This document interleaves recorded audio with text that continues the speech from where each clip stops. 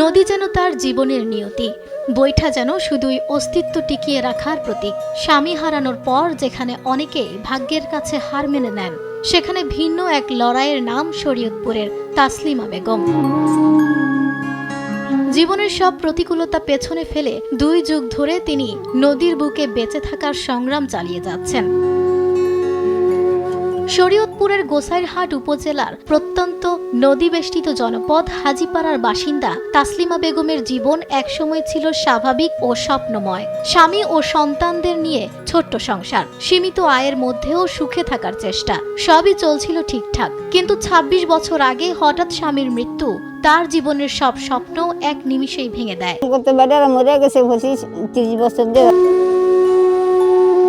স্বামীকে হারিয়ে 4 সন্তান নিয়ে দিশেহারা হয়ে পড়েন তিনি।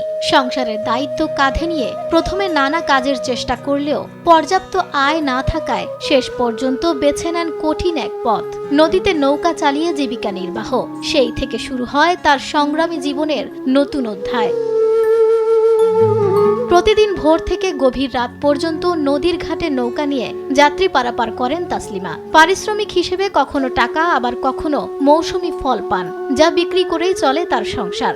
নদীর ঢেউ, প্রতিকূল আবহাওয়া কিংবা সামাজিক কটূক্তি কোনো কিছুই তাকে থামাতে পারেনি। সকালে আহে 9টা 10টা বাজে, রাত্রে যায়। ঝড় তুফান মেঘ বৃষ্টি ভিজা ভিজা কাজ করে।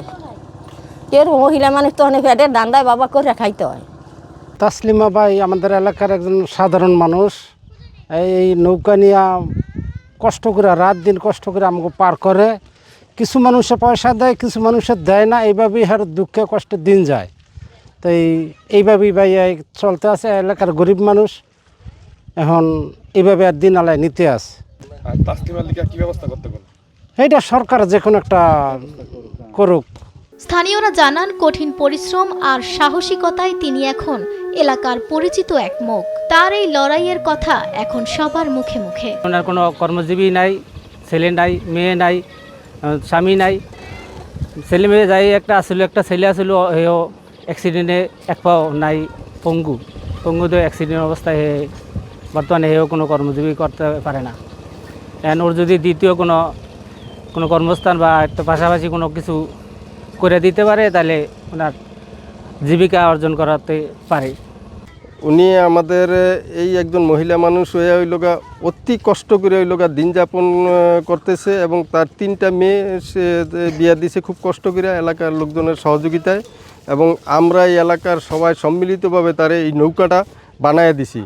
কিন্তু উনি খুব কষ্টে দিন যাপন করতেছে। হ্যাঁ, অসহায় মানুষ, স্বামী নাই, গরিব মানুষ, একটা প্রতিবন্ধী ছেলে আছে, হ্যাঁ কাম কাজ ঠিক মতো করতে না, হ্যাঁ নিজে ফেটার দায়, নিজে মতারি মানুষ, মহিলা মানুষকে খাওয়া পায়, কথা বোঝেন না?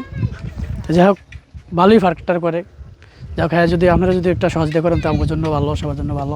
দীর্ঘ এই পথ চলায় নানা প্রতিকূলতা থাকলেও সরকারি ও প্রাতিষ্ঠানিক সহায়তা খুব বেশি পাননি তাসলিমা বেগম। তবুও থেমে যাননি তিনি। সব কষ্ট বুকে চেপে ধরে সৃষ্টিকর্তার ওপর ভরসা রেখেই এগিয়ে চলেছেন জীবনের পথে।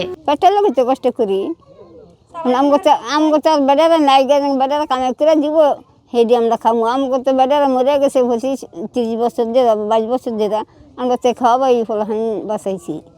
তখন আমগো তো কোনো পথ নেই, তখন আমগো চলতে হবে না। নাহলে 1 দিন 2 দিন 3 দিন মাইসে আমরা দিব, হারা জন্ম করে কি মাইসে আমরা দিব।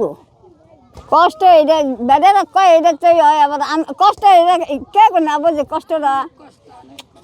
যে সময় তুফান ছাড়ে বা বৃষ্টি হয়, হ্যাঁ সময় মেশিন চালায়, হ্যাঁ সময় ওই আফগান যায় না, বুঝলেন? এই কতদিন বাদে আজ যাবার জ্বরটা কম, এই যে সময় জ্বরটা লাগবো, হ্যাঁ সময় মেশিন চালায়, এর বাদে পার করতে হয়। তো না তোমার কাছে করে দিব, আমি করতাম, আমাকে কিছুই দেয় না। এক সরকার হয়েছে, আল্লাহ যদি সাহায্য করে সেটা হয়েছে সাহায্য। আরেকজনের সরকারের সাহায্য দেয়, হল না দেয়, দল না দেয়, আমরা কিছুই হয় না। এই কালে মানে মেম্বারে আমাকে করতে চাল দিয়েছে, কি জানি আমি করতেই পারবো না। তাসলিমার জন্য খেয়াঘাটটি ইজারা মুক্ত রেখেছে ইউনিয়ন পরিষদ।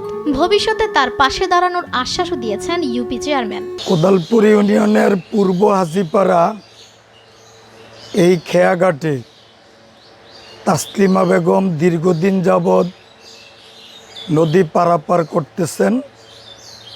ওনার স্বামী নাই।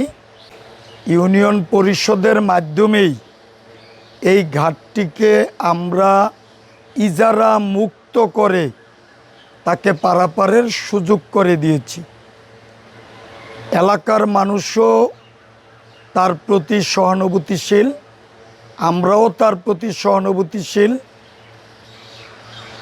সিজনাল মরিচ ধান তাকে এই পারাপারের পারিশ্রমিক হিসাবে এলাকার মানুষ দিয়ে থাকেন। আমি মনে করি তার প্রতি সরকারের এবং আমাদের আরও বেশি উদ্যোগ নেওয়ার প্রয়োজন রয়েছে। ভবিষ্যতে তার জন্য আরও কিছু করার চেষ্টা আমরা করব ইনশাল্লাহ।